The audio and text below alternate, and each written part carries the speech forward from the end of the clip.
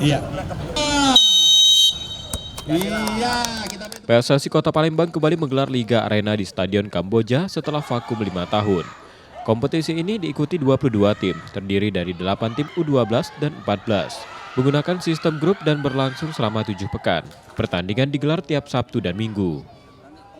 Ya, dengan adanya Liga Arena ini kan kita sambil mencari bibit-bibit muda ya, dari usia 14 hingga 14. Kalau kita melihat ada bibit-bibit muda yang memang bertalenta yang cukup baik, itu bisa dilakukan pembinaan dan bisa untuk dikembangkan untuk event-event kejuaraan misalnya seperti Suratin, Poprov. Liga Arena menjadi ruang pembinaan sekaligus ajang pencarian bibit muda potensial dari Palembang. Semoga yang banyak turnamen ke depannya. Yang Liga Arena dibuka lagi tahun depan.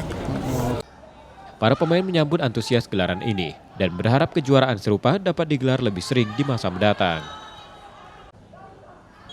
Nur Muhammad, Kompas TV, Palembang, Sumatera Selatan.